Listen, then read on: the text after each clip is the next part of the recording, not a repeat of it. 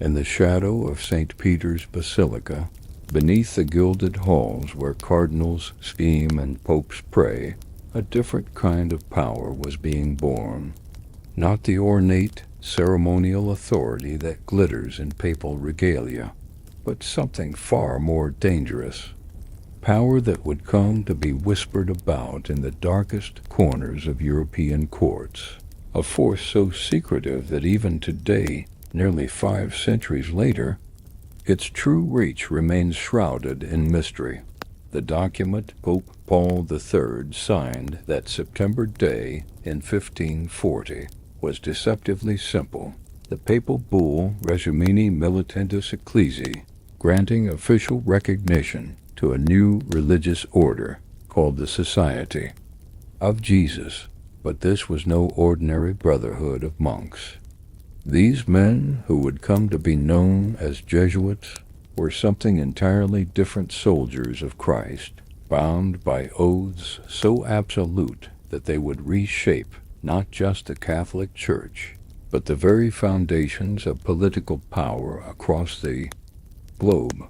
The man who conceived this revolutionary order was himself a figure of almost mythical transformation. Ignatius of Loyola had begun life as a Spanish nobleman, a warrior who dreamed of glory on the battlefield. But in 1521, a French cannonball shattered more than just his leg. It shattered his entire world. During his long, agonizing recovery in the castle of Loyola, something profound occurred. The swaggering soldier who had lived for conquest and romance found himself consumed by visions of a different kind of warfare, a spiritual battle for the souls of mankind. What emerged from that castle was no longer the vain courtier who had danced in royal halls. Ignatius had become something far more formidable, a man possessed by an absolute conviction that God had called him to create an army unlike any the world had ever seen. Not an army that would conquer lands, but one that would conquer minds, hearts, and souls. An army that would serve the Pope with such absolute devotion that its very existence would make kings tremble.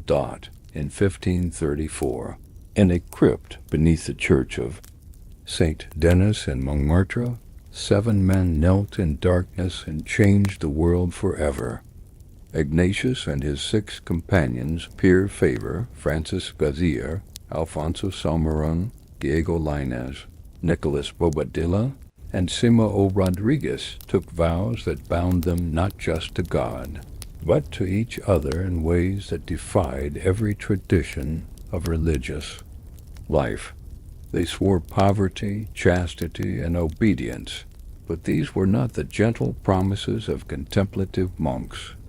These were the iron bonds of warriors preparing for the greatest campaign in human history.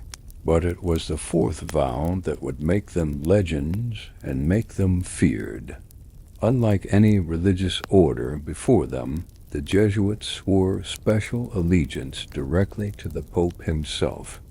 They would go wherever he commanded, do whatever he ordered, without question, without hesitation, without regard for their own lives. They called it perinde est cadaver, to obey like a corpse. Dead men feel no pain, ask no questions, harbor no doubts. Within a decade of their founding, these men had scattered to the ends of the earth like seeds of revolution. Francis Xavier carried the gospel to India, Japan, and the islands of the East, baptizing hundreds of thousands. Others infiltrated the courts of European monarchs as confessors and advisors, whispering in the ears of kings while their fingers remained on the pulse of empires. They established schools that would educate the sons of nobility, ensuring that future generations of leaders would bear the invisible mark of Jesuit influence. Yet even as they spread across continents, the Jesuits remained bound by something more powerful than geography, more unifying than language. They were connected by an invisible network of correspondence, intelligence, and absolute loyalty. Letters flowed between Jesuit houses like blood through veins, carrying secrets from Beijing to Budapest, from the Amazon to the Alps. Information was their currency, and they traded in it more skillfully than any merchant house or intelligence service. But perhaps most unsettling of all was how quickly they learned to adapt, to become whatever their mission required. In China, they became scholars of Confucian philosophy. In India, they adopted the customs of Brahmin priests. In the courts of Europe, they transformed into the most sophisticated of diplomats. They were chameleons of the spirit, capable of changing their external form while never compromising their internal purpose. This ability to blend, to become indispensable to the powerful while maintaining their own secret agenda, would become their greatest strength and the source of their greatest infamy. Kings who welcomed them as learned advisors would later exile them as dangerous subversives. Popes who blessed their missions would eventually suppress their entire order. For in creating the perfect servants of papal authority, Ignatius had also created something that would grow beyond any single man's control, even beyond the control of the very papacy they swore to serve. By 1556, when Ignatius died in his humble room in Rome, the Society of Jesus had already become more than a religious order. It had become a force that operated according to its own mysterious laws, a shadow organization that would endure persecutions, suppression, and exile, always returning stronger, always more influential, always more feared. The stage was set for the emergence of a figure that would embody all the power, all the mystery, and all the terror that the Jesuits represented. A man who would be called in whispered tones across the corridors of the Vatican and the salons of Europe, Il Papa Nero, the Black Pope. The title itself strikes fear into the hearts of those who understand its implications. Il Papa Nero, the Black Pope. Not black for the color of his skin, but black for the shadows in which he operates, black for the secrets he guards, black for the absolute nature of the power he wields. While the Pope in white sits upon the throne of St. Peter, blessing crowds and speaking words of peace to the world, another figure moves through the labyrinthine halls of Vatican power, commanding an army of intellectuals, spies, and zealots that spans the globe. The Superior General of the Society of Jesus holds a position unique in all of Christendom. Elected for life by his fellow Jesuits, answerable to no earthly authority save the Pope himself, he commands the absolute loyalty of thousands of the most educated, most dedicated, most ruthlessly effective servants of the Catholic Church. His word is law to men who have positioned themselves at the right hand of emperors and presidents, who whisper counsel to cardinals and kings, who shape the minds of future leaders in classrooms from Harvard to Hong Kong.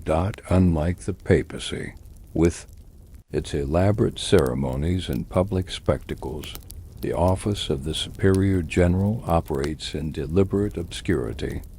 The world knows the name of every pope, can recognize his face, follows his pronouncements in newspapers and on television. But how many can name the current Superior General of the Jesuits? How many have seen his photograph or heard his voice? This anonymity is not accidental, it is carefully cultivated, zealously protected. For true power, the kind that shapes the course of history, operates best when it remains invisible. The path to this ultimate position within the Jesuit hierarchy is shrouded in mystery, as impenetrable as the Vatican's own secret archives.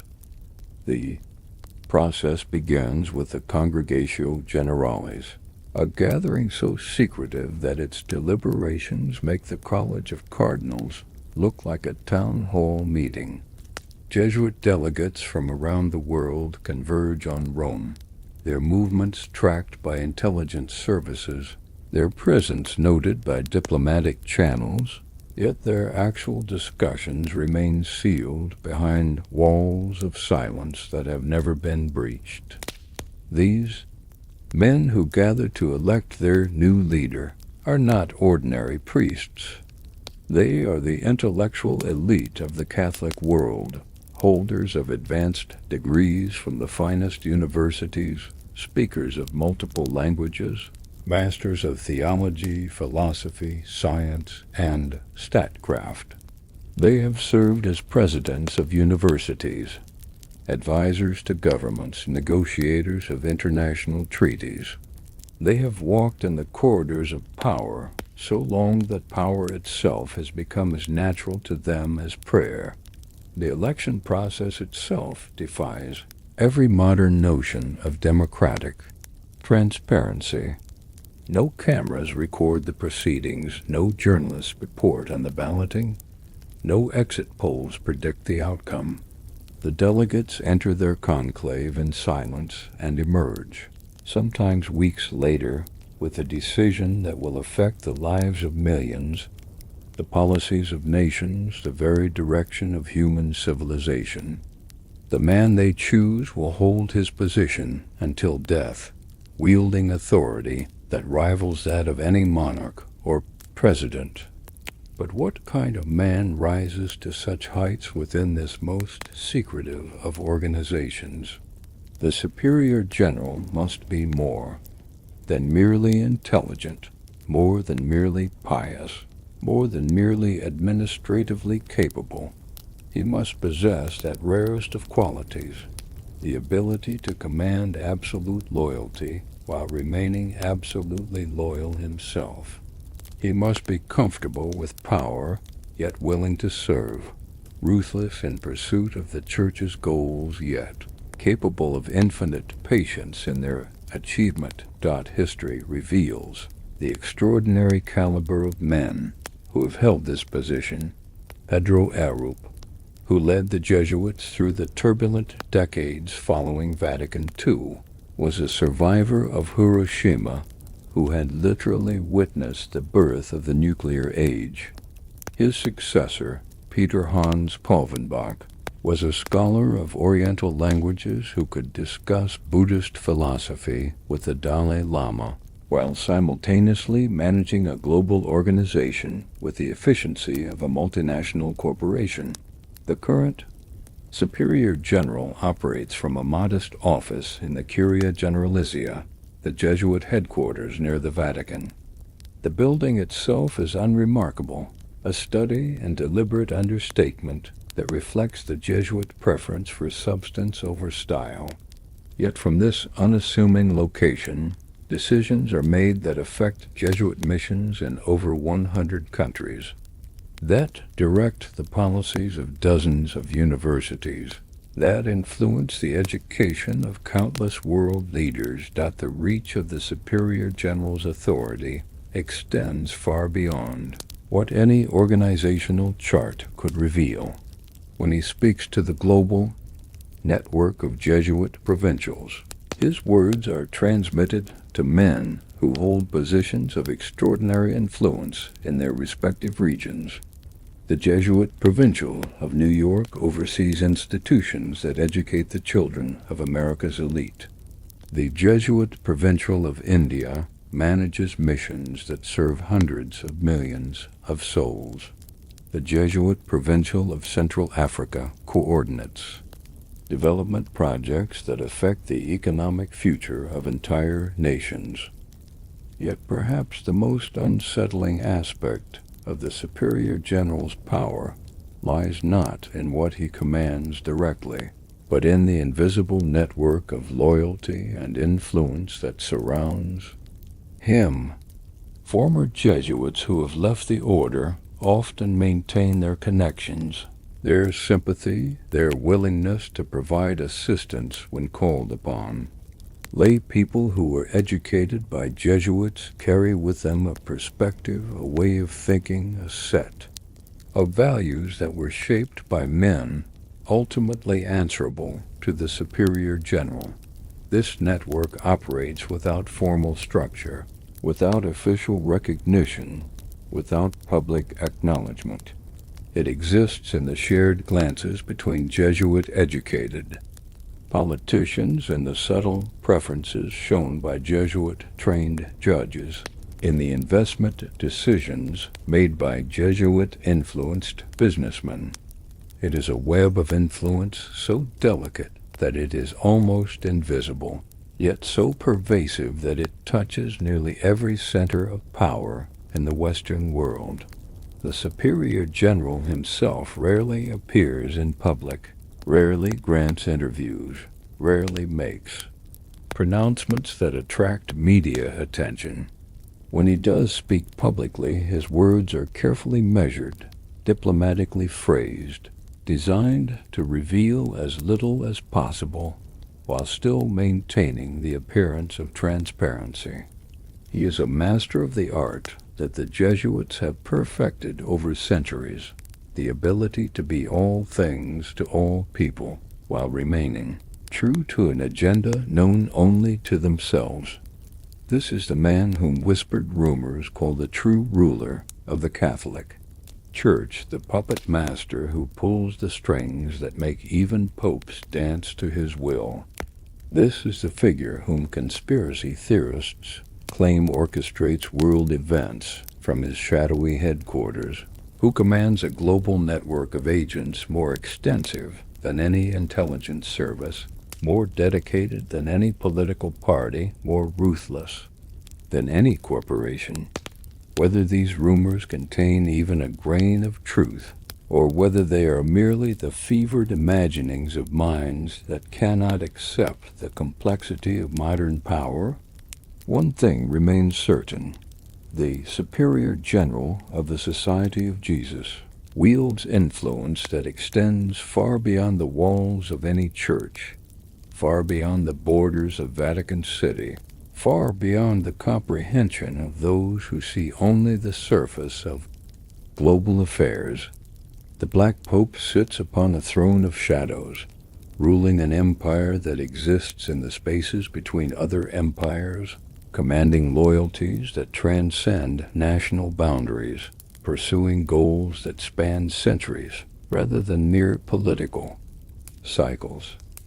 And in the darkness of that rule and the silence of that command lie secrets that could shake the very foundations of the modern world. In the corridors of power, where history is written in whispers and sealed with wax, there are stories too dangerous for official records, too sensitive for public consumption. These are the tales that surface only in the memoirs of dying statesmen, in the private papers discovered decades after their authors' deaths, in the coded language of diplomatic cables that were never meant to see daylight. They speak of a hand that moves unseen through the greatest events of human civilization, a presence that materializes at crucial moments when the fate of nations hangs in the balance. The War of Spanish Succession, that great European conflagration that raged from 1701 to 1714, offers one of the earliest glimpses into the shadowy influence that would become the Jesuit hallmark. While armies clashed across battlefields from the Netherlands to the Mediterranean, a different kind of warfare was being waged in the private chambers of European courts. Jesuit confessors whispered in the ears of kings. Jesuit advisors shaped the strategies of princes, and Jesuit networks carried intelligence across battle lines with an efficiency that military commanders could only envy. The French court at Versailles, that glittering center of absolute monarchy, seemed an unlikely place for men sworn to poverty and obedience to wield significant influence. Yet historical records reveal the extraordinary access that Jesuit priests enjoyed to the most powerful man in Europe. Louis XIV, the Sun King himself, relied heavily on his Jesuit confessor, Père de la Chaise, for guidance not just in spiritual matters, but in affairs of state. When the king made decisions that would affect millions of lives, the voice he heard most clearly was often that of a man answerable not to France, but to Rome and ultimately to the superior general of the Society of Jesus. But it was in the papal conclaves themselves, those most sacred gatherings where the successor of St. Peter is chosen, that rumors of Jesuit manipulation reach their most fevered pitch. The election of Pope Clement XIV in 1769 provides a particularly telling example. Contemporary accounts speak of extraordinary pressure being brought to bear on the cardinal electors, pressure that seemed to emanate not from any single cardinal or national interest, but from a more mysterious source entirely. The newly elected pope, it was whispered, had made certain promises before his elevation to the throne of St. Peter, promises that would ultimately lead to one of the most shocking events in church history: the suppression of the Jesuit order itself in 1773. Yet even this seemingly decisive blow against Jesuit power raises more questions than it answers. How could an order supposedly so influential allow itself to be suppressed? Or was the suppression itself part of some deeper strategy, a temporary retreat designed to consolidate power and eliminate enemies? The 4 decades between the suppression of the Jesuits and their restoration in 1814 coincided with some of the most tumultuous events in human history. The French Revolution, the Napoleonic Wars, the reshaping of the European political landscape all occurred while the Society of Jesus officially did not exist.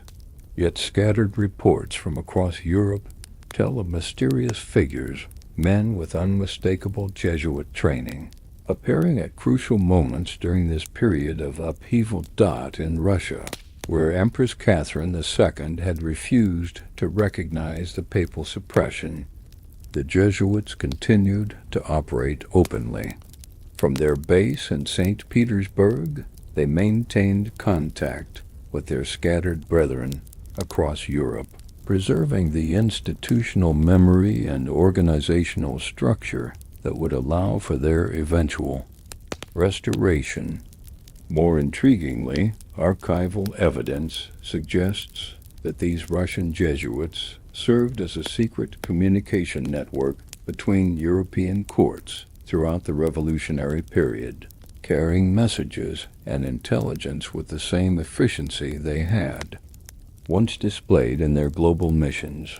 The Congress of Vienna in 1814 to 1815, that great gathering of European powers that redrew the map of Europe after Napoleon's defeat, provides another glimpse into the mysterious realm of Jesuit influence.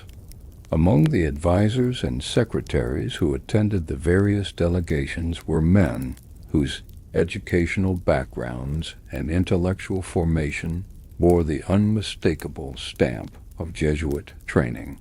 These figures operating far from the spotlight that illuminated the principal negotiators helped shape agreements that would define European politics for generations.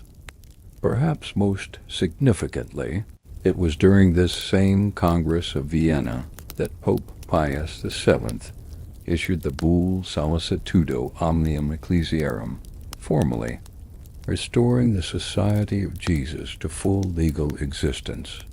The The timing was hardly coincidental. As Europe emerged from decades of revolutionary upheaval, as monarchs sought to restore traditional sources of authority and legitimacy, the specialized skills of the Jesuits, their expertise in education, their networks of international communication, their absolute loyalty to papal authority, suddenly seemed more valuable than ever. The 19th century witnessed an explosion of Jesuit influence that dwarfed even their previous achievements. As European powers extended their dominion over Africa and Asia, Jesuit missionaries accompanied the colonizers, establishing schools, hospitals, and churches that served not just spiritual purposes, but strategic ones as well. The intelligence gathered by these missionary networks, the relationships they forged with indigenous leaders, the economic and political insights they provided to their superiors in Rome, all contributed to a global information system of unprecedented scope and sophistication. In the United States, where religious liberty and separation of church and state were supposedly guaranteed by the Constitution, Jesuit influence took more subtle forms. The establishment of Georgetown University in 1789, America's first Catholic institution of higher learning, created a beachhead from which Jesuit educational philosophy could spread throughout American society. Generation after generation of American leaders would pass through Jesuit classrooms, absorbing ways of thinking and modes of analysis that would shape their approach to law, politics, and governance. The Civil War period offers particularly intriguing glimpses of Jesuit involvement in American affairs. Both President Lincoln and several of his key advisors had connections to Jesuit educators, while Confederate leaders also counted Jesuit-trained men among their ranks. The Society's ability to maintain relationships across political and geographical divisions, to serve as a bridge between opposing factions, demonstrated once again their unique position in the landscape of power. Yet it was in the realm of papal politics that the restored Jesuits would achieve their most spectacular success.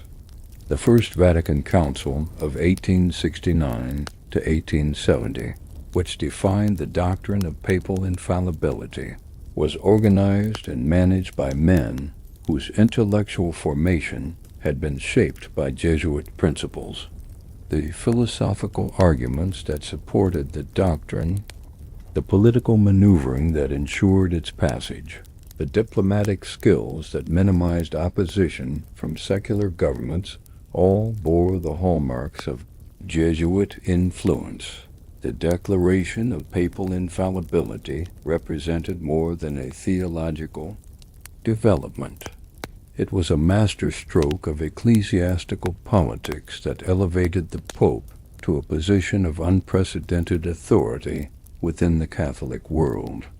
And at the right hand of this newly infallible Pope stood the Superior General of the Society of Jesus, the man whose order had done so much to make this triumph possible.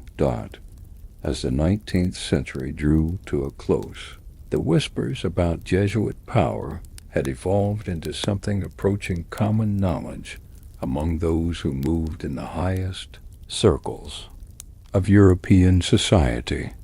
Diplomats spoke openly of the need to consider the Jesuit factor in their calculations. Military leaders acknowledged the superior intelligence networks operated by the black-robed priests. Financial houses recognized the Jesuit ability to facilitate or obstruct international transactions through their global network of contacts. Yet for all their undoubted influence, the Jesuits remained masters of the art of strategic ambiguity.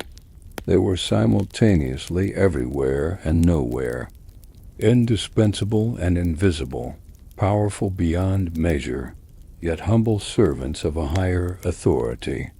This paradox, this ability to exercise tremendous influence while maintaining an appearance of powerlessness, had become their greatest weapon and their most effective shield. The 20th century would test this carefully cultivated ambiguity to its limits, as global conflicts and ideological revolutions would force even the most secretive organizations into the harsh light of public scrutiny. But the foundations laid over centuries of patient work, the networks forged in the crucible of European power politics, the loyalty commanded through generations of shared struggle, these would prove more durable than empires, more enduring than ideologies, more powerful than any force the modern world could bring to bear against them. In the shadows where true power resides, where decisions are made that shape the destiny of nations and the fate of souls, the whispers continue. They speak of influence that transcends ordinary political categories, of loyalty that transcends national boundaries, of purposes that transcend the brief span of individual lives. They tell of the Black Pope and his invisible empire, ruling from the darkness, commanding from the shadows, shaping history with hands that leave no fingerprints and voices that echo from no identifiable source. The whispers speak, and those who understand their language know that the story has only just begun. Behind every throne in Christendom, in the private chambers where kings shed their crowns and emperors confessed their sins, stood a figure in black.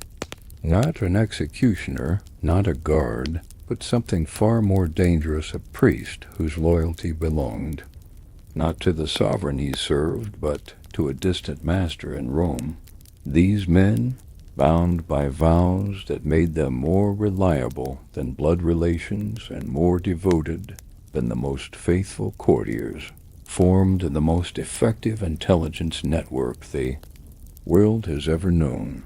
The Jesuit confessor represented the perfect fusion of spiritual authority and political espionage. Kings who would never reveal state secrets to their own ministers poured out their souls to these black-robed priests, believing that the seal of confession protected their words from earthly consequences.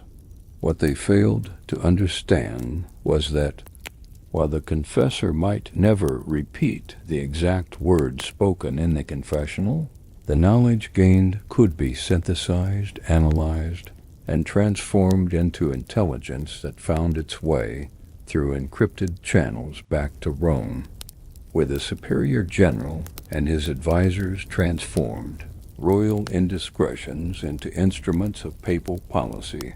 Consider the extraordinary position of Père Michel Le Tellier, confessor to Louis XIV in the final years of the Sun King's reign. While French ministers struggled to understand their monarch's increasingly erratic decisions, while European diplomats puzzled over France's shifting international stance, Le Tellier possessed an intimate knowledge of the psychological and spiritual forces that truly drove royal policy. The destruction of Port Royal, the intensification of persecution against the Huguenots, the diplomatic realignments that would shape Europe for generations all bore the subtle influence of a man who knew the king's soul better than the king, knew it himself, but the Jesuits understood that confession alone was insufficient for their purposes. True influence required a more comprehensive approach, one that reached into every aspect of royal life. They became tutors to princes, transforming their students not through force, but through the infinitely more powerful method of intellectual seduction. Young minds, shaped by Jesuit pedagogical techniques, absorbed ways of thinking that would influence their decisions long after they ascended to thrones. The education provided in Jesuit colleges was unlike anything offered by secular institutions or other religious orders. While other educators focused on rote memorization or narrow theological training, the Jesuits created a comprehensive system of intellectual development that produced graduates capable of excelling in any field they chose to enter. Law, medicine, natural philosophy, mathematics, rhetoric, statecraft all were taught with a sophistication that made Jesuit-educated men indispensable to the rulers who employed them. This educational network served as more than a source of influence. It functioned as a recruitment system for what amounted to a secret service operating under religious cover. Talented graduates who showed particular aptitude and dedication were quietly approached, tested, and gradually inducted into circles of trust that existed parallel to but separate from the formal structures of the Society of Jesus. These men might pursue careers as diplomats, merchants, scholars, or courtiers, but their ultimate loyalty remained with their Jesuit mentors, and through them with the superior general in Rome. The system reached its most sophisticated development in the Chinese court, where Jesuits like Matteo Ricci and his successors achieved positions of unprecedented influence. By mastering Chinese language, customs, and philosophy, these missionary spies gained access to the inner circles of imperial power in a way that no Western representatives had ever achieved. The Kangxi Emperor himself relied on Jesuit advisors for matters ranging from calendar reform to artillery design, apparently unaware that every conversation, every technical consultation, every expression of imperial favor was being carefully documented and transmitted to superiors whose ultimate concern was not Chinese welfare, but Catholic expansion. The intelligence gathered through these networks flowed through communication channels that put contemporary diplomatic services to shame. Jesuit houses across the globe served as relay stations for a system of correspondence that could carry sensitive information from Beijing to Boston, from Manila to Madrid, often faster than official government communications. The Jesuits had created what amounted to history's first global internet, a network of trusted nodes capable of transmitting both information and instructions with remarkable speed and absolute security. But perhaps the most unsettling aspect of this secret army was its ability to influence events through calculated inaction as much as through direct intervention. When Protestant forces threatened Catholic territories, Jesuit intelligence networks could ensure that crucial information reached the right commanders at the right time. When Catholic rulers contemplated policies that Rome opposed, Jesuit confessors could inspire sudden attacks of conscience that changed the course of history. When international negotiations reached critical points, Jesuit-educated diplomats could introduce subtle shifts in language or emphasis that completely altered the meaning of treaties and agreements. The 30 Years' War provides a particularly striking example of Jesuit influence operating on multiple levels simultaneously. While Protestant and Catholic armies devastated Central Europe, Jesuit agents moved freely between opposing camps, ostensibly serving as chaplains, negotiators, or scholars, but actually coordinating a complex strategy designed to maximize Catholic advantages regardless of which specific Catholic power achieved military success.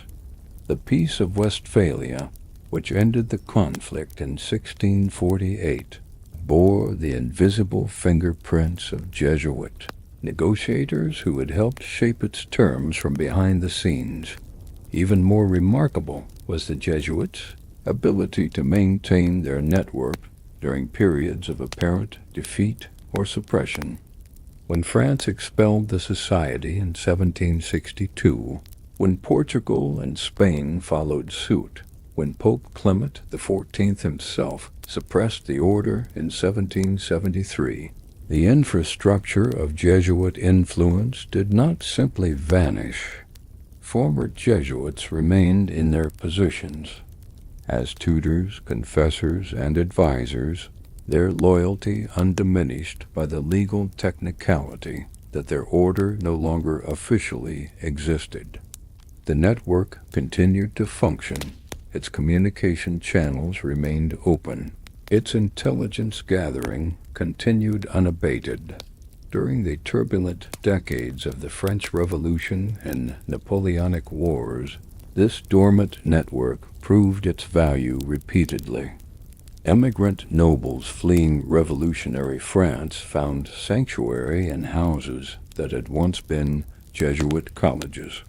Royalist conspiracies received funding channeled through banks that maintained discreet connections to former Jesuit properties. Intelligence about revolutionary and imperial plans reached Allied governments through channels that left no documentary traces, but whose effectiveness spoke to the enduring power of Jesuit organizational techniques. The restoration of the Society of Jesus in 1814 merely formalized relationships that had never truly been severed. Within months of their legal restoration, the Jesuits had reestablished their global network with an efficiency that astonished both supporters and enemies. Educational institutions reopened, missionary activities resumed, and the flow of intelligence to Rome reached levels that exceeded even their previous achievements. The 19th century witnessed the emergence of new theaters of operation that tested Jesuit adaptability to their limits.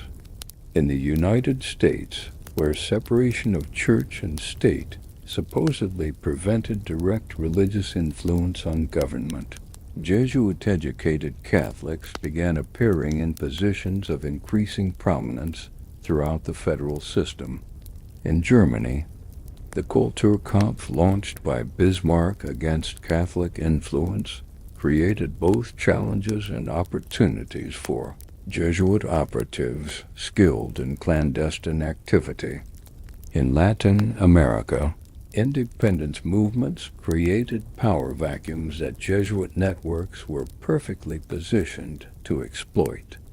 Perhaps most significantly, the Jesuits demonstrated their ability to adapt their methods to the new technologies of the industrial age. Telegraph lines carried coded messages between Jesuit houses with unprecedented speed. Railway networks facilitated the rapid movement of personnel and resources across vast distances.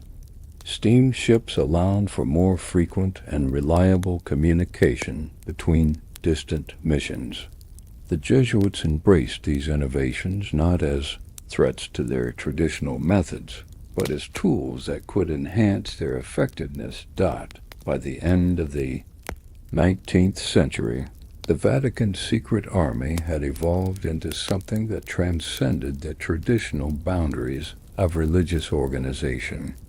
They had become a multinational corporation specializing in the manipulation of information and influence, a diplomatic service that owed allegiance to no earthly government, an intelligence agency whose operatives were protected by ecclesiastical immunity and motivated by supernatural conviction. The men who directed this vast enterprise from their headquarters near the Vatican had access to information that surpassed that available to any government. They knew the private thoughts of emperors, the secret agreements between nations, the hidden financial relationships that actually determined international policy. They possessed the means to influence events on a global scale while maintaining the appearance of harmless religious educators. The secret army had become too powerful to ignore, too useful to abandon, and too dangerous to confront directly. It operated in the shadows between the sacred and the secular, between the temporal and the eternal, between the visible structures of earthly power and the invisible realm where true influence resided. Those who commanded this force, who had created it and shaped it and directed its operations across centuries of conflict and change, held in their hands a weapon more potent than any earthly arsenal. God, the superior general of the Society of Jesus, commanded more than prayers and missionaries. He commanded an army of minds, an arsenal of secrets, a network of influence that could topple governments or crown kings with equal facility. The whispers that followed this secret army spoke of power beyond measure, of loyalty beyond question, of purposes beyond the comprehension of those who saw only the surface of global affairs.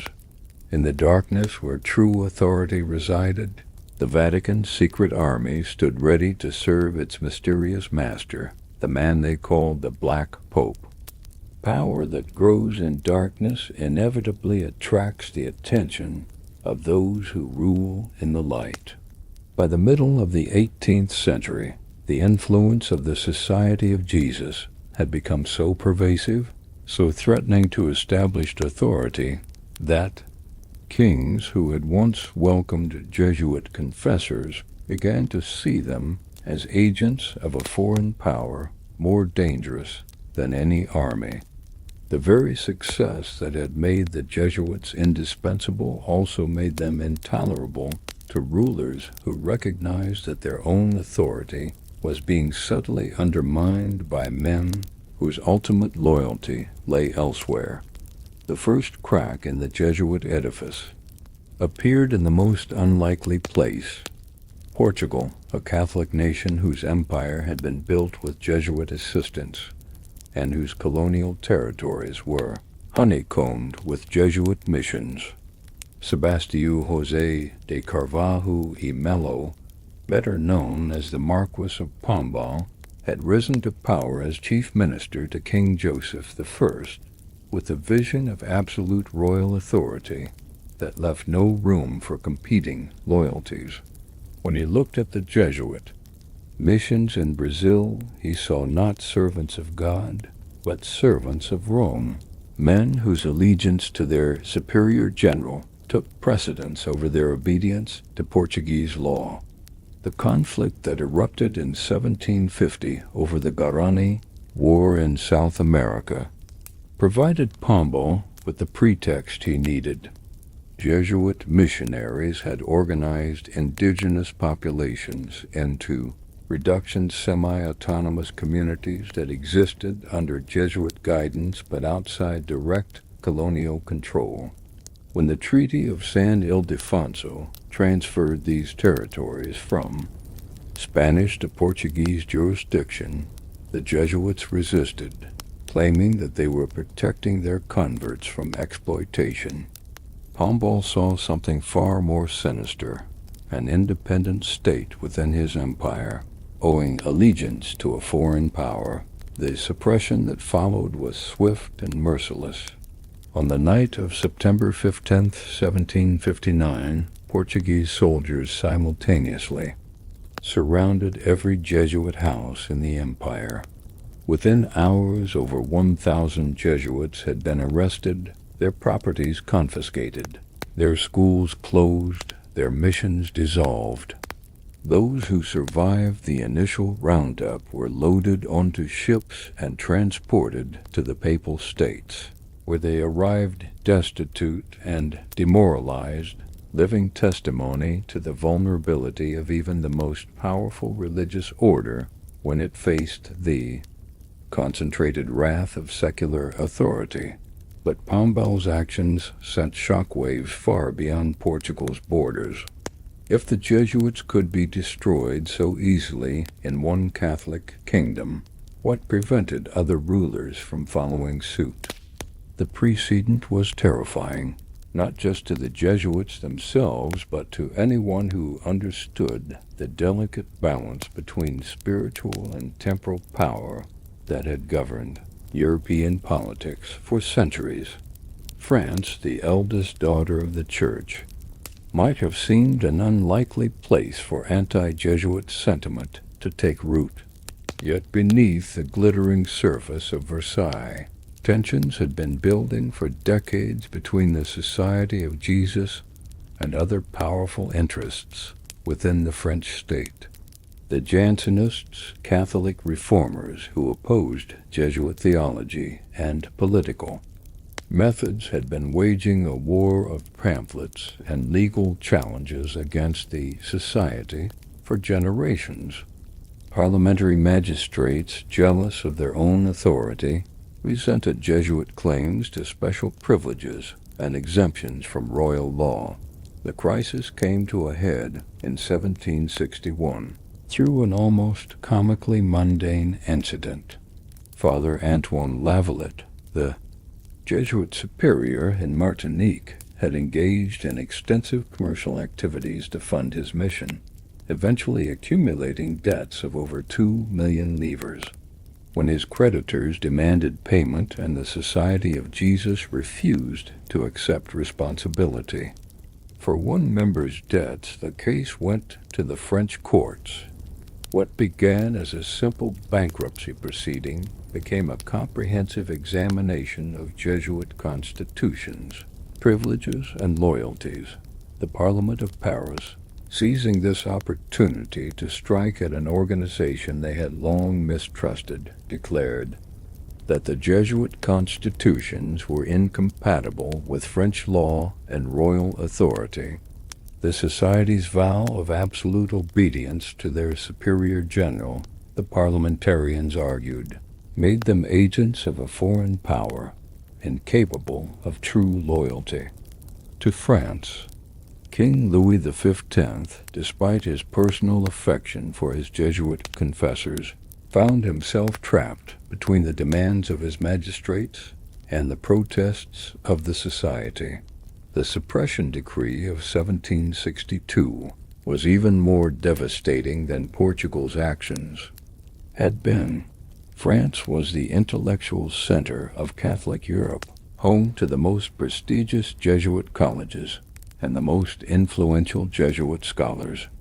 The closure of these institutions sent shock waves through European intellectual life, while the exile of hundreds of Jesuit professors and administrators deprived the Society of some of its most capable members. Spain's expulsion in 1767 followed. A different pattern, but achieved the same result.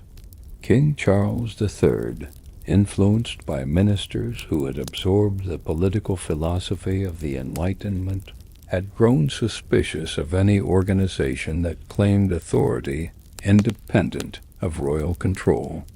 The Jesuits' influence over education, their extensive properties, their mysterious communications with Rome, all struck Enlightenment-influenced administrators as obstacles to rational government and national development.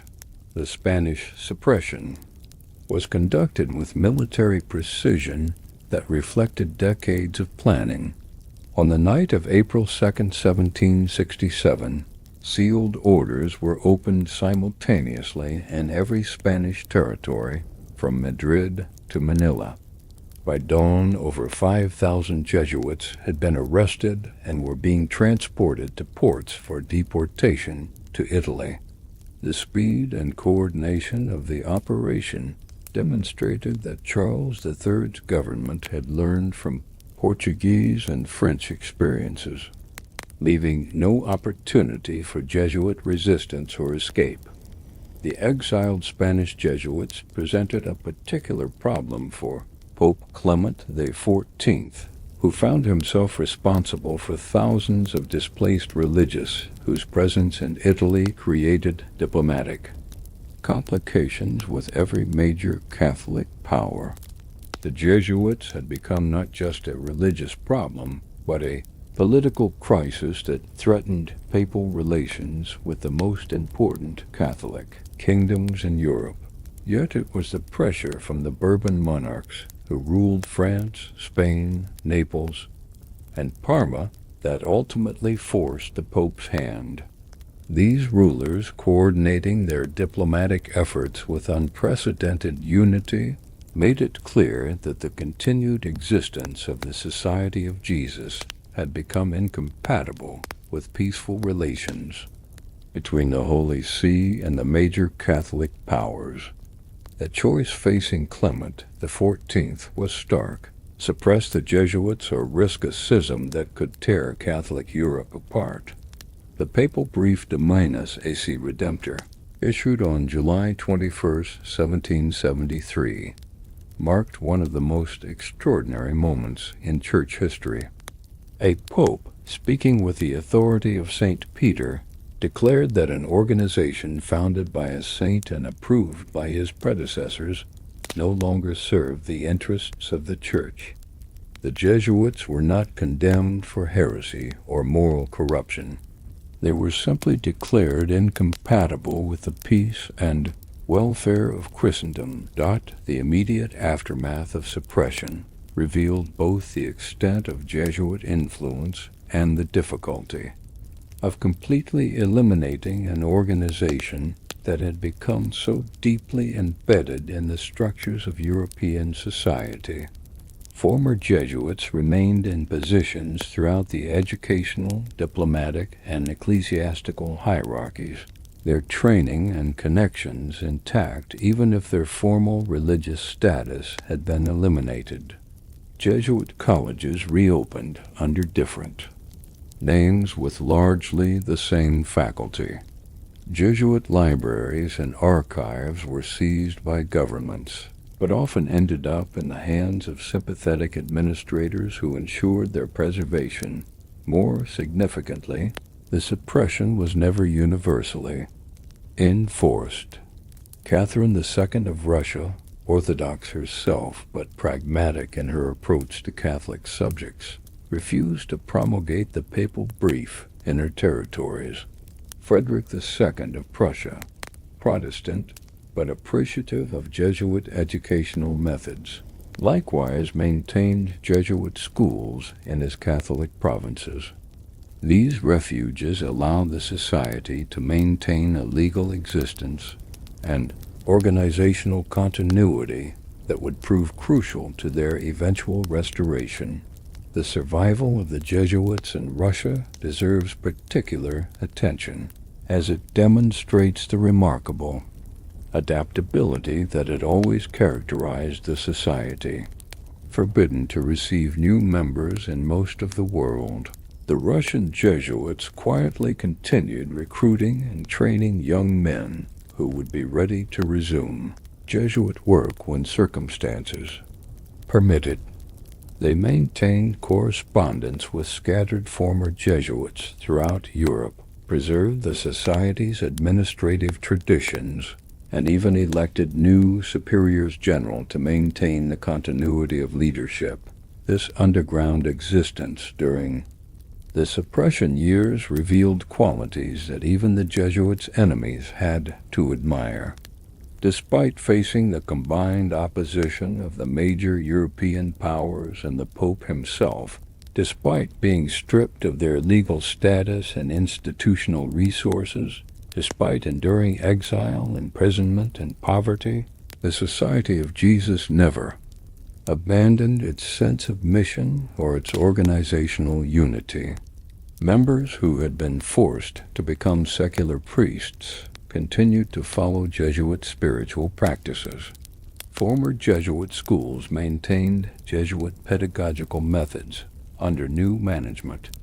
The invisible bonds that had held the society together proved stronger than any legal suppression. Perhaps most remarkably, The Jesuits used their years of suppression to study and analyze the forces that had brought about their downfall. They recognized that the Enlightenment critique of traditional authority, the rise of national consciousness, and the increasing sophistication of government bureaucracies had created new challenges that required new responses.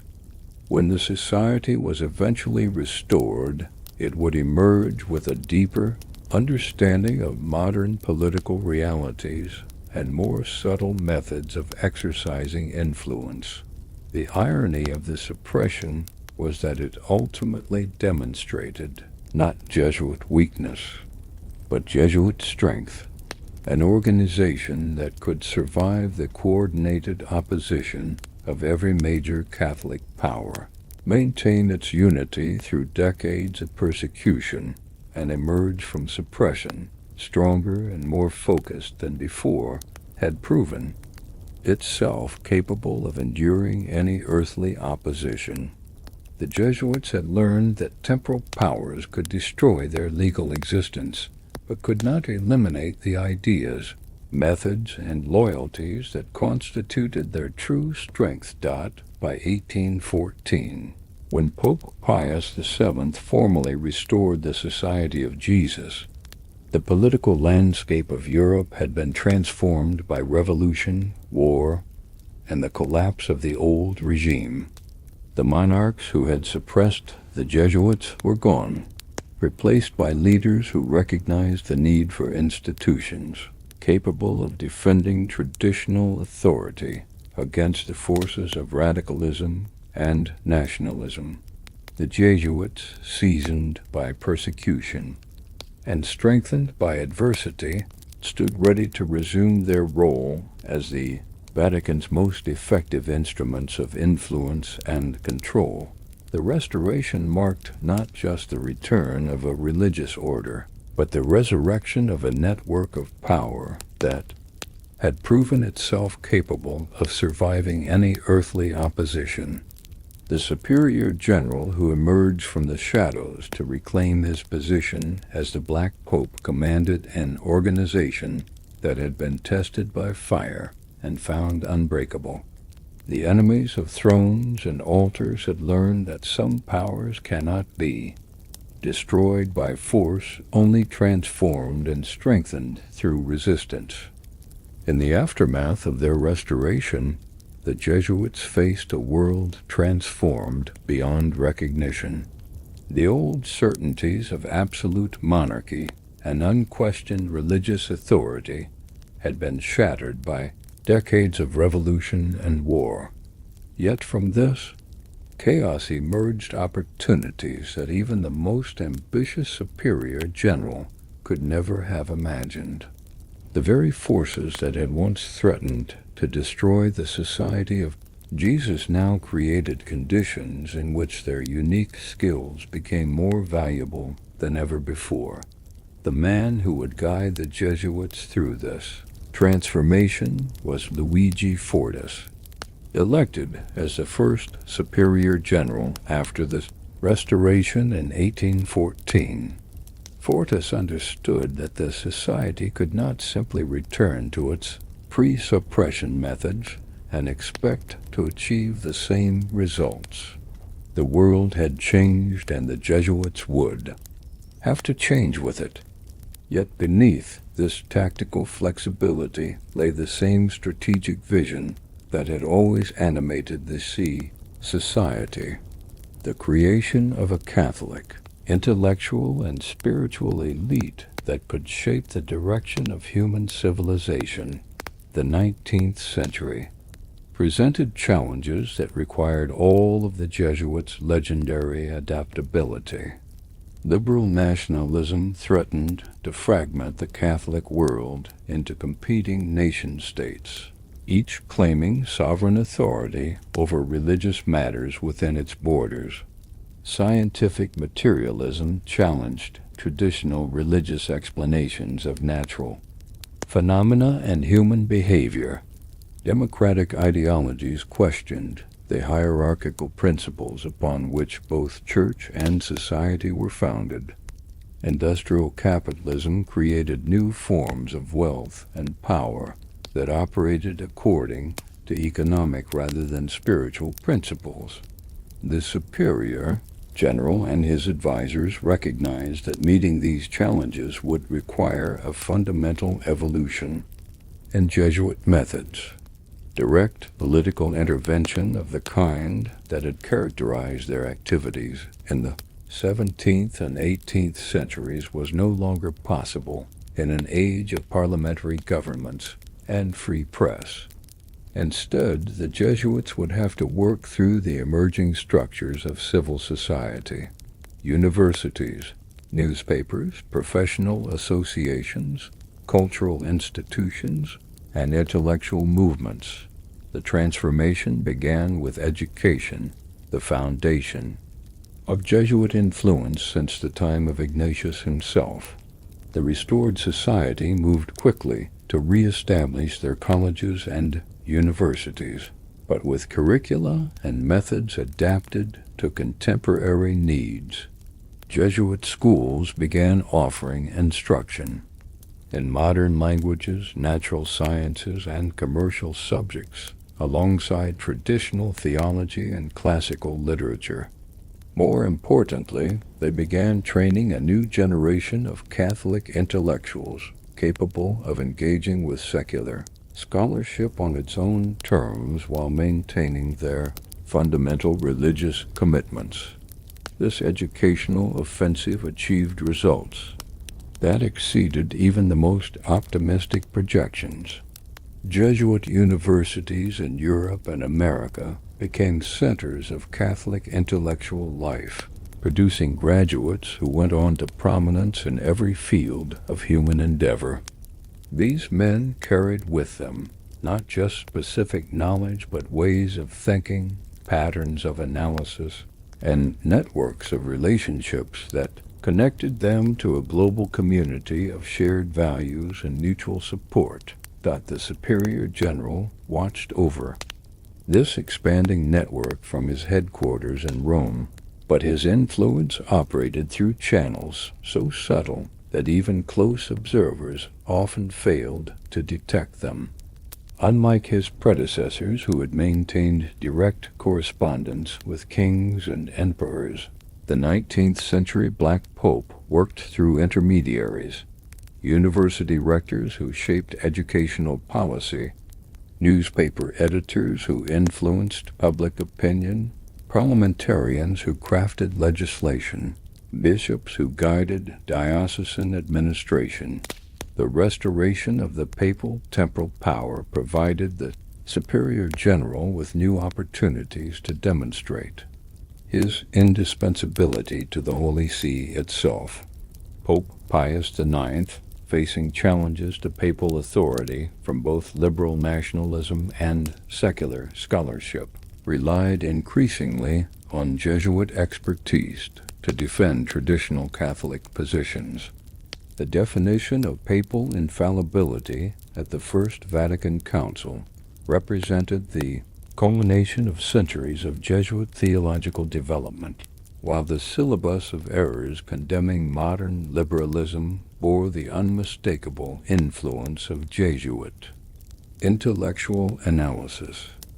Yet even as they defended papal prerogatives against external challenges, the Jesuits were quietly expanding their own influence within the structures of church government. Jesuit theologians served as advisors to papal congregations. Jesuit canonists helped draft ecclesiastical legislation. Jesuit diplomats represented papal interests in international negotiations. The Superior General found himself consulted on matters that went far beyond the internal affairs of his own order. This expansion of influence within the Vatican created rumors and suspicions that persist to this day. Critics began to whisper that the Pope himself had become a puppet of the Black Pope, that major papal decisions were actually made in the Jesuit headquarters, and merely announced from the apostolic palace. These accusations were impossible to prove or disprove, since the interactions between the Pope and the Superior General took place in private meetings that left no public record. What is certain is that the relationship between the papacy and the Society of Jesus became closer and more complex during the 19th century than it had ever been before. Popes who might have been expected to maintain some distance from an organization that had caused so much controversy instead embraced the Jesuits as their most reliable defenders against the forces of modernity. This mutual dependence created a dynamic in which papal authority and Jesuit influence became virtually indistinguishable.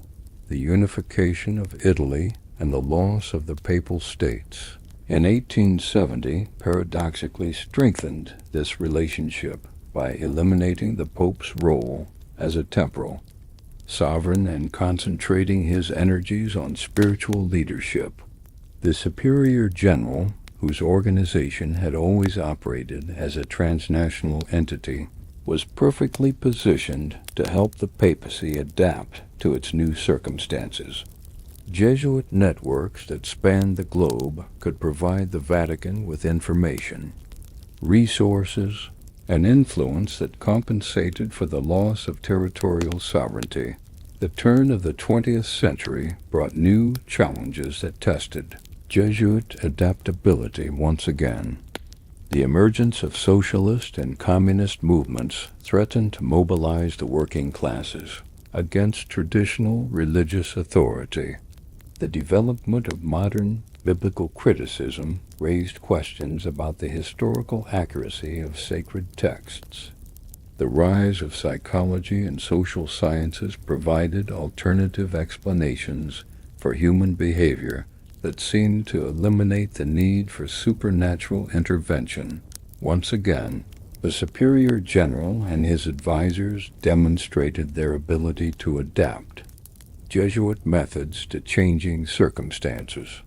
They embraced modern scholarly techniques while using them to defend traditional conclusions.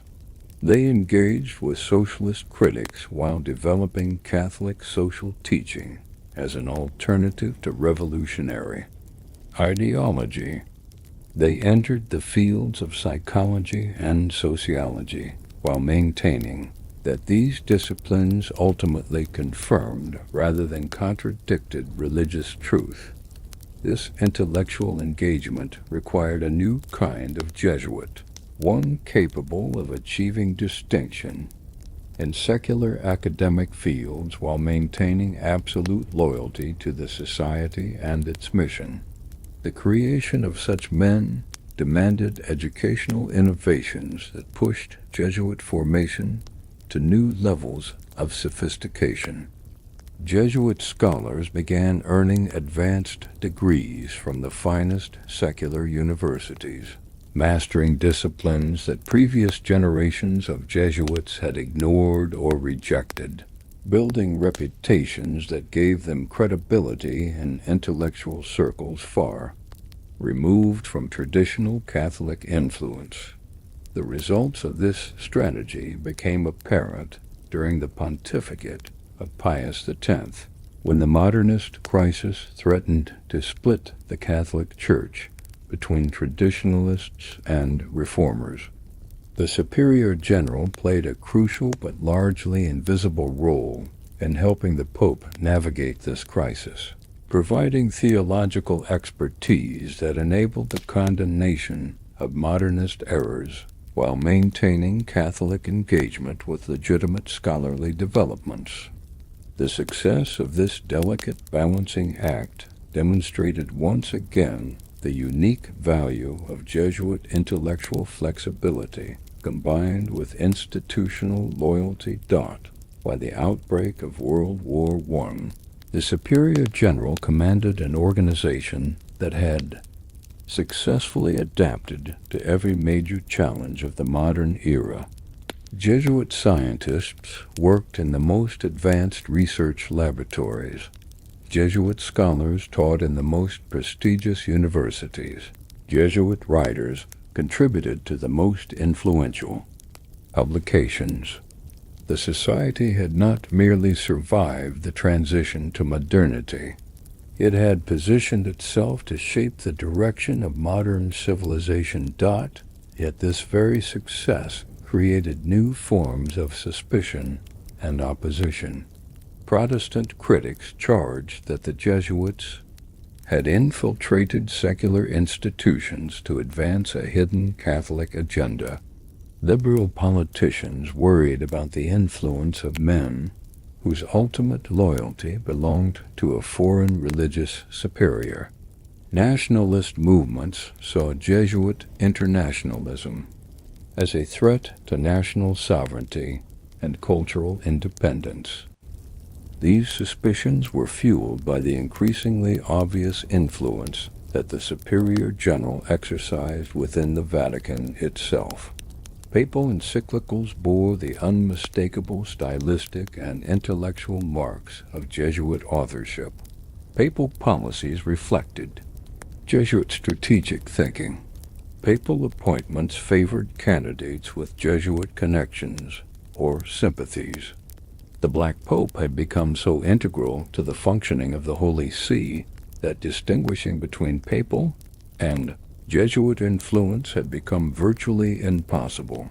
This fusion of papal and Jesuit authority reached its culmination during the crisis years of the early 20th century, when the Catholic Church faced simultaneous challenges from scientific materialism, political liberalism, and social revolution. The Superior General provided the Vatican with intellectual resources, organizational capabilities, and global networks that enabled the Church not merely to survive these challenges, but to emerge stronger and more unified than ever before. Standing in the shadows behind the papal throne, commanding loyalty from men who had positioned themselves at every center of influence in the modern world, the Black Pope had achieved a form of power that transcended traditional categories of analysis. He ruled no territory, commanded no armies, controlled no treasuries, yet his influence extended into every realm of human activity. He had become the invisible sovereign of a hidden empire, the puppet master whose strings controlled not just individuals but entire institutions, movements, and ideas. The whispers that followed him through the corridors of the Vatican spoke of authority that operated beyond the reach of democratic accountability, beyond the constraints of national sovereignty, beyond the limitations of any earthly power. They told of a man who had inherited and perfected the methods developed over centuries of patient work, who commanded resources that dwarfed those available to any government, who pursued goals that spanned not merely decades, but centuries. In the darkness where true power resided, where decisions were made that shaped the destiny of souls and nations, the Black Pope stood supreme. His empire existed in the spaces between other empires. His authority operated through channels that left no traces. His influence touched every corner of human civilization, while remaining forever hidden from public view. He had become the perfect embodiment of Jesuit ideals, powerful beyond measure yet invisible to earthly eyes, commanding absolute loyalty while serving a higher authority, shaping history while remaining outside its written record. The age of kings and emperors was ending, but the reign of the Black Pope had only just begun.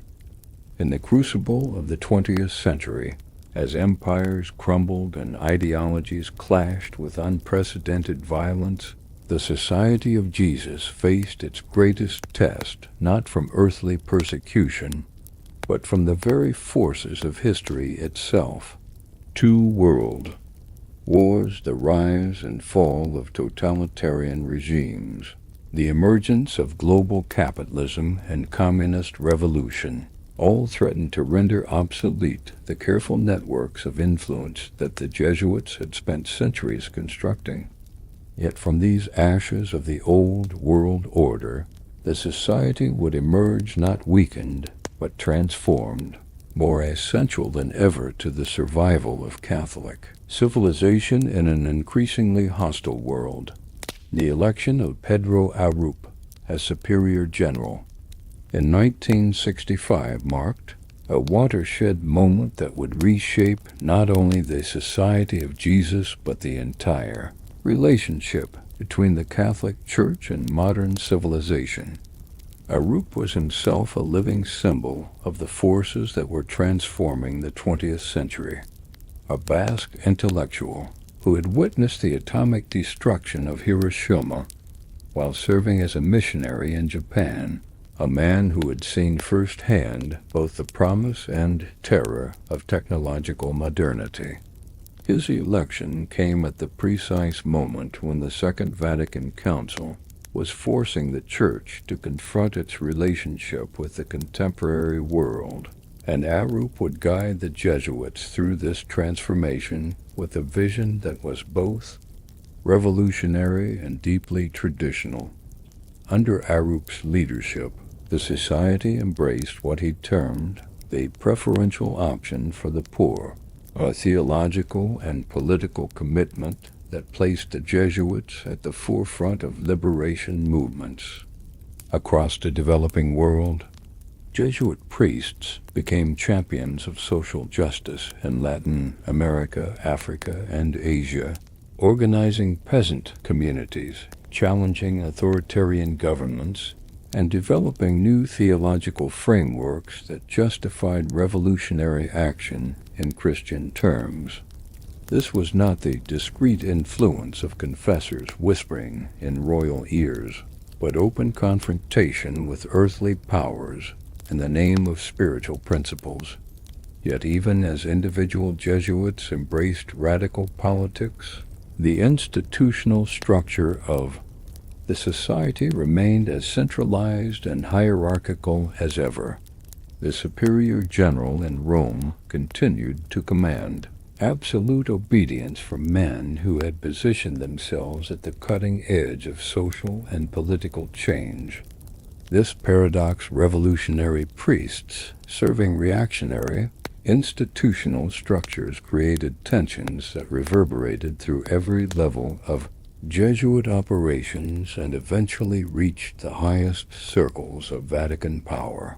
The assassination of Jesuit priests in El Salvador, the imprisonment of Jesuit activists in Eastern Europe, the expulsion of Jesuit educators from various African and Asian nations. These events demonstrated that the Society's commitment to social justice came with real costs. Yet they also revealed the continuing ability of the Jesuits to inspire both devotion and fear among those who encountered them. Liberation theologians saw them as champions of the oppressed, while conservative governments viewed them as dangerous subversives whose religious rhetoric concealed revolutionary agendas. Pope John Paul II's complex relationship with the Society illustrates the enduring tensions surrounding Jesuit influence within the Church itself.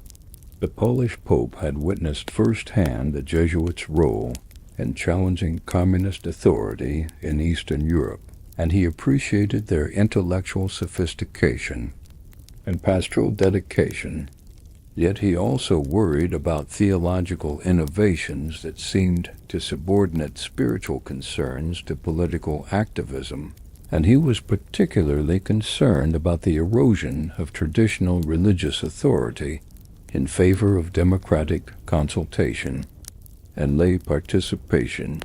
The forced resignation of Pedro Arup in 1981 and the papal appointment of his successor marked an unprecedented intervention in Jesuit governance that sent shockwaves through the Catholic world. For the first time in the Society's history, A pope had directly overruled the Jesuits' own electoral processes, installing Peter Hans Kalvenbach as superior general through papal decree rather than Jesuit deliberation. This action demonstrated both the continuing importance of the Society to papal plans and the limits of Jesuit autonomy when it conflicted with Vatican priorities. Yet rather than weakening the Society, this crisis ultimately strengthened its position within the Church. By forcing a reconciliation between Jesuit innovation and papal authority, Kalvenbach proved to be a masterful leader who combined intellectual brilliance with diplomatic skill, gradually rebuilding trust with the Vatican while maintaining the Society's commitment to social justice and educational excellence. His guidance, the Jesuits demonstrated once again their ability to adapt to changing circumstances while preserving their essential character and mission. The digital revolution of the late 20th and early 21st centuries provided the Jesuits with opportunities for influence that their founders could never have imagined. Jesuitron universities became centers of technological innovation. Jesuit scholars pioneered new fields of research in computer science and biotechnology, and Jesuit communications experts helped shape the global conversation about information ethics and digital rights. The same intellectual flexibility that had once allowed Jesuits to master Chinese philosophy and European statecraft now enabled them to navigate cyberspace with equal facility. More significantly, the global nature of digital communication networks mirrored the international character that had always distinguished the Society of Jesus from other religious orders. While national governments struggled to regulate internet content that crossed their borders, the Jesuits operated according to transnational principles that made them natural pioneers in the emerging global civilization. Their educational institutions began offering online courses that reached students around the world. Their publications achieved global circulation through digital platforms, and their intellectual influence expanded beyond any geographic limitations. Election of Jorge Mario Bergoglio as Pope Francis in 2013 created a situation unprecedented in church history, a Jesuit occupying the throne of St. Peter. This development seemed to fulfill the darkest fears of anti-Jesuit conspiracy theorists while simultaneously raising new questions about the relationship between papal authority and Jesuit loyalty. Could a man who had taken vows of obedience to the superior general exercise independent judgment as pope? Did his election represent the ultimate triumph of Jesuit influence, or the absorption of Jesuit identity into papal authority? Francis himself seemed acutely aware of these tensions, maintaining a careful distance from his former religious order while clearly drawing upon Jesuit spiritual and intellectual formation in his approach to papal leadership.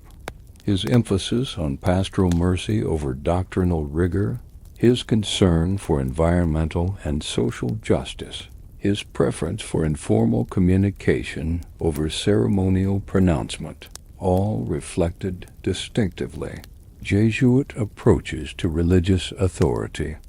Yet he also demonstrated independence from Jesuit positions on various issues, suggesting that papal responsibility had trumped religious obedience in his personal hierarchy of loyalties.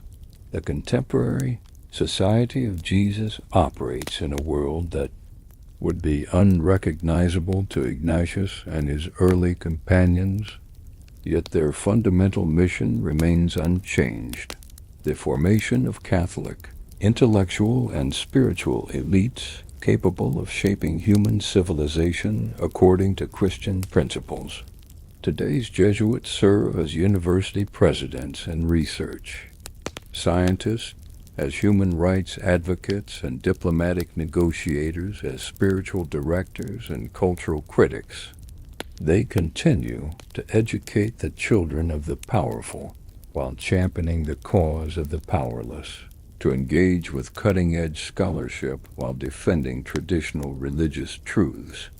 The superior general who leads this global enterprise commands resources and influence that dwarf those available to most heads of state.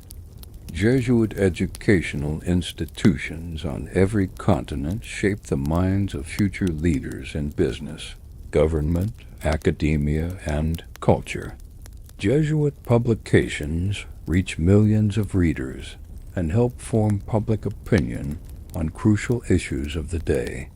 Jesuit research centers contribute to policy debates that affect the lives of billions of people. The society has become not merely a religious order, but a global institution whose influence touches virtually every aspect of contemporary life.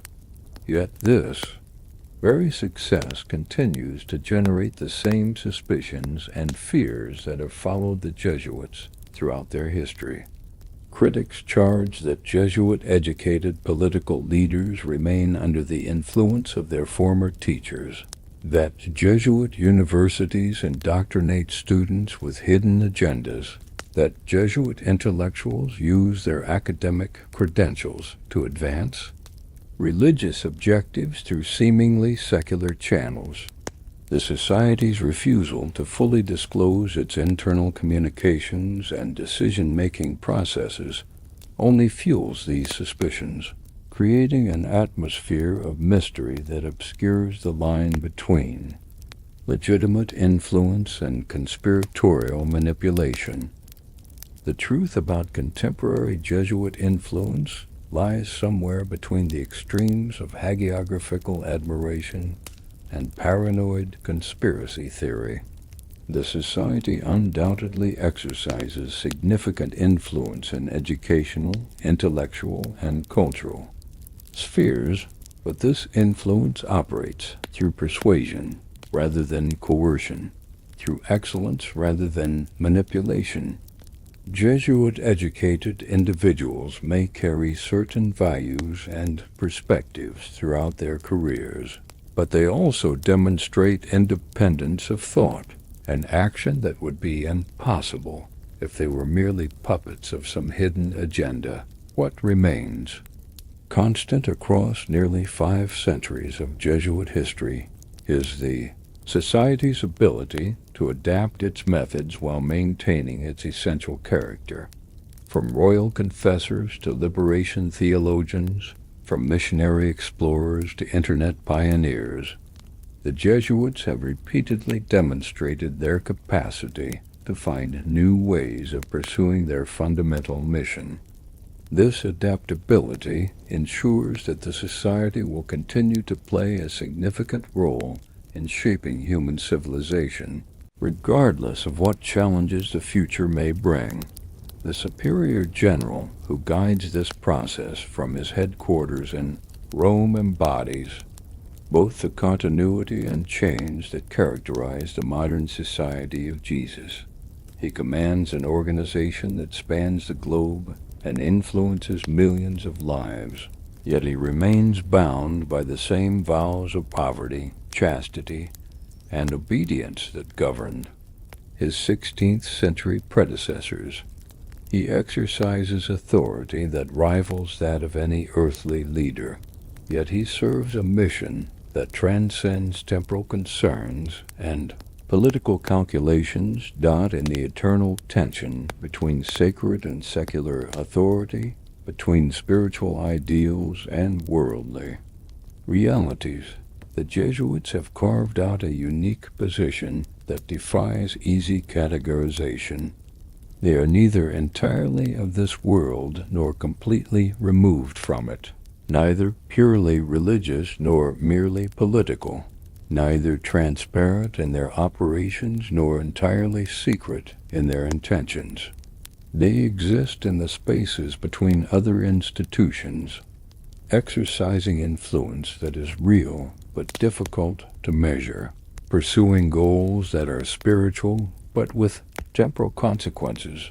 The legend of the Black Pope persists because it captures something essential about the nature of power in the modern world. The recognition that true authority often operates behind the scenes, that influence can be more effective when it remains invisible, that the most important decisions are often made by people whose names never appear in headlines. Whether the Superior General of the Society of Jesus actually wields the power attributed to him by conspiracy theorists matters less than the fact that such power could exist, that institutions and individuals capable of exercising hidden influence continue to shape our world in ways we may never fully understand. As night falls over the 7 hills of Rome, as the last tourists depart from St. Peter's Square and the great basilica falls silent, a different kind of pilgrimage begins.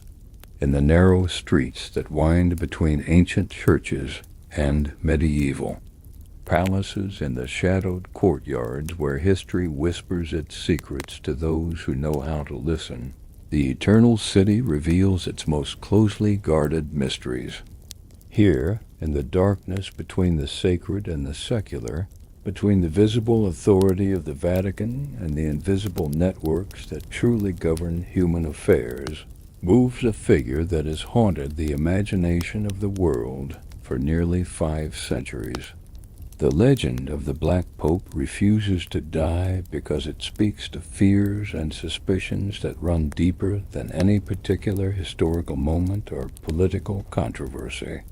It embodies humanity's enduring anxiety about the nature of power itself, the gnawing suspicion that the forces that shape our destiny operate beyond our sight, beyond our understanding, beyond our control. In an age of democratic governments and transparent institutions, the idea that a single individual could command global influence through hidden networks of loyalty and obedience strikes at the very foundations of modern political theory. Yet, the legend persists precisely because it contains elements of undeniable truth. The Superior General of the Society of Jesus does indeed command the absolute loyalty of thousands of highly educated, strategically positioned individuals around the world.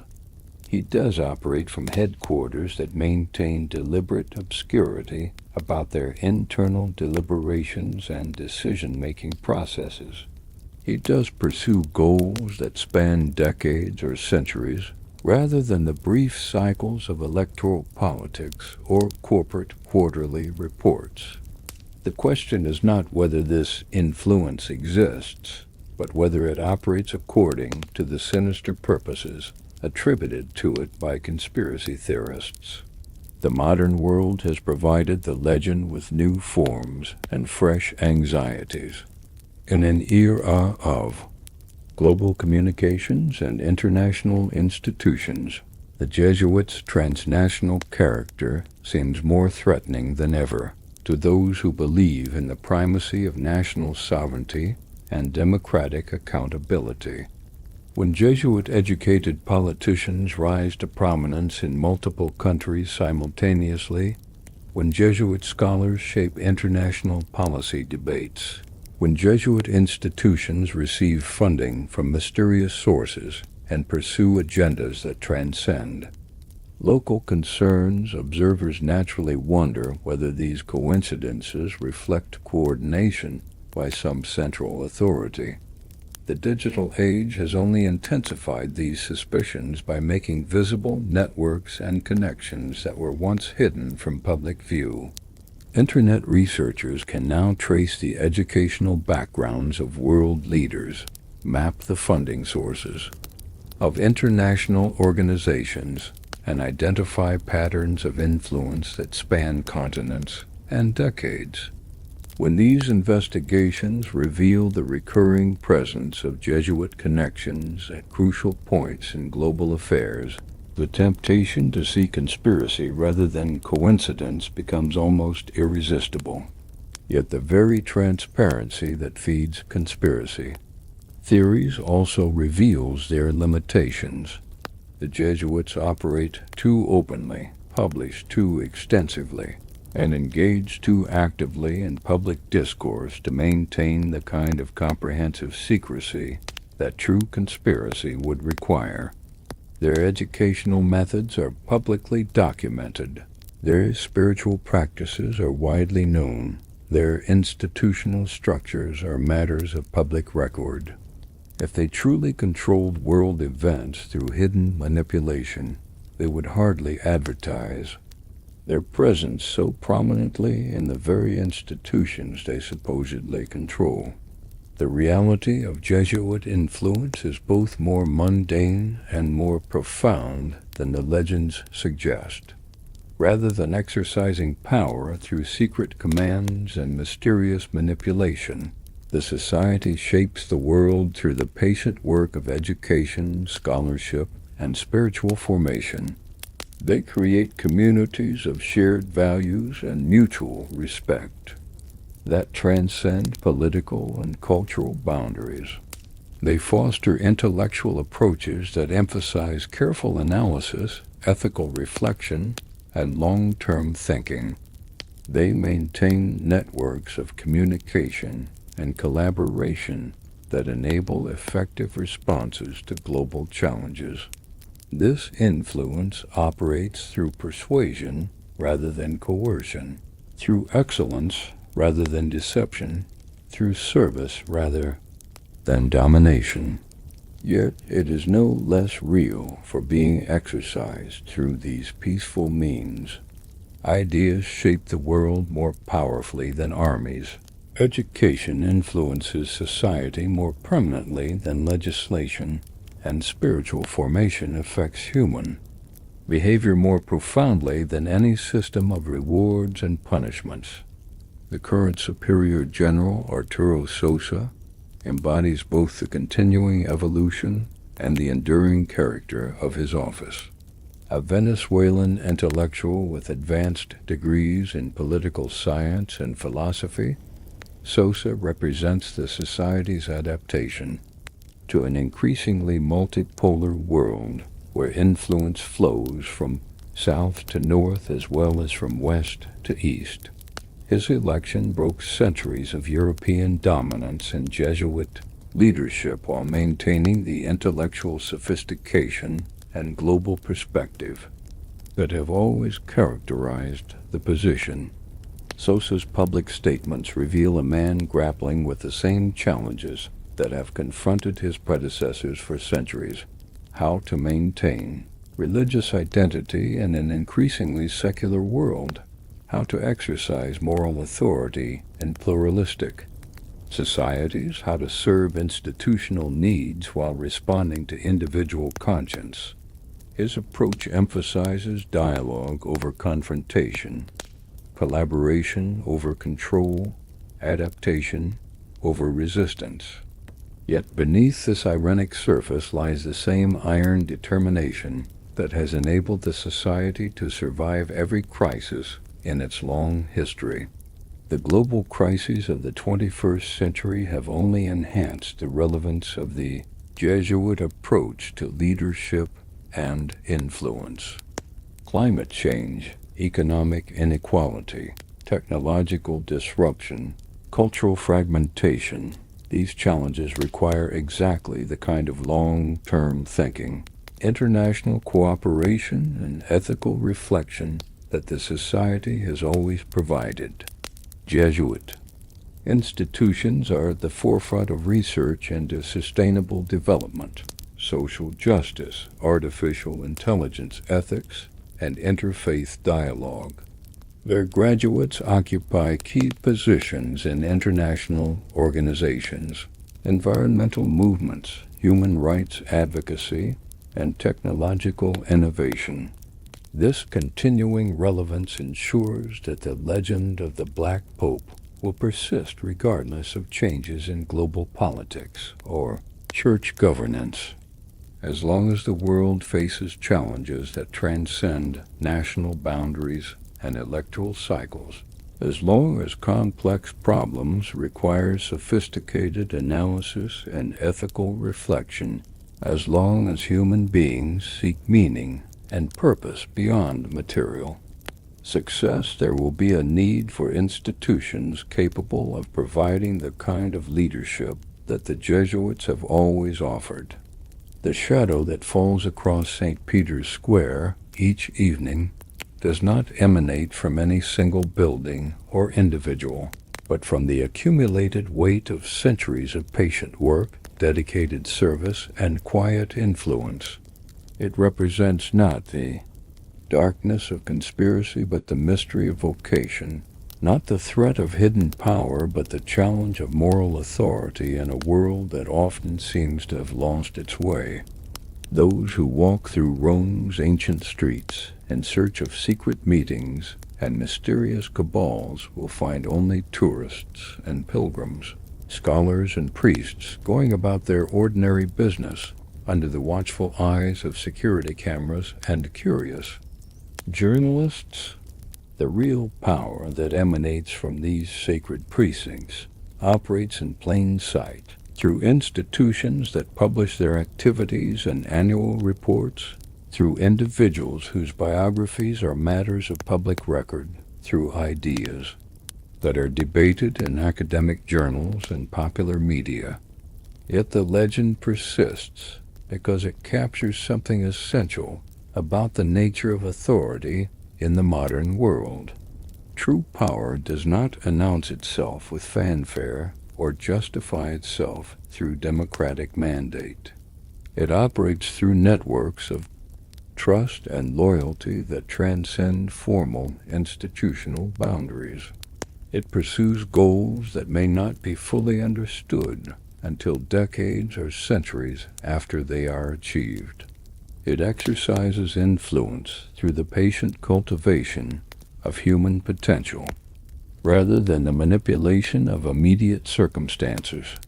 The superior general of the Society of Jesus, whether he bears the title of Black Pope or simply Father General, represents the possibility that such power can exist without corruption, that such influence can be exercised without exploitation, that such authority can serve purposes higher than self-interest or institutional aggrandizement. Whether this possibility represents reality or merely aspiration matters less than the fact that it continues to inspire both admiration and fear among those who encounter it. In the end, the legend of the Black Pope endures because it speaks to humanity's deepest hopes and fears about the nature of leadership in a complex world. It suggests that there are individuals capable of thinking beyond immediate gratification, institutions capable of serving purposes larger than their own survival, networks of influence capable of promoting the common good rather than narrow interests. At the same time, it warns of the dangers inherent in any concentration of power, the potential for corruption that exists whenever human beings claim authority over their fellows, the temptation to pursue earthly goals through spiritual means. As the Roman night deepens and the eternal city settles into the rhythm of prayer and contemplation that has marked its days for nearly 2 millennia, the shadow of the Black Pope falls across a world still searching for wisdom, still seeking guidance, still hoping for leadership that can transcend the limitations of ordinary politics and conventional religion. Whether that shadow represents salvation or threat, inspiration or warning, hope or fear, depends entirely on the perspective of those who encounter it. The legend will outlive any individual who bears the title will survive any particular crisis, that challenges the institution, will endure any historical transformation that reshapes the world in which it operates. For it speaks to eternal questions about the nature of power and authority, about the relationship between spiritual ideals and worldly realities, about the possibility of human institutions serving divine purposes. In the shadows of the Vatican, in the corridors where history is written and souls are saved, the Black Pope continues his eternal vigil, commanding loyalties that transcend time and space, pursuing goals that encompass both earth and heaven, exercising authority that recognizes no boundaries save those imposed by conscience and divine will. Whether he exists is more than legend, whether his power extends beyond imagination, whether his influence shapes destiny or merely dreams, these questions will continue to haunt the imagination of a world that still believes in the possibility of hidden truths and secret powers governing the fate of human civilization.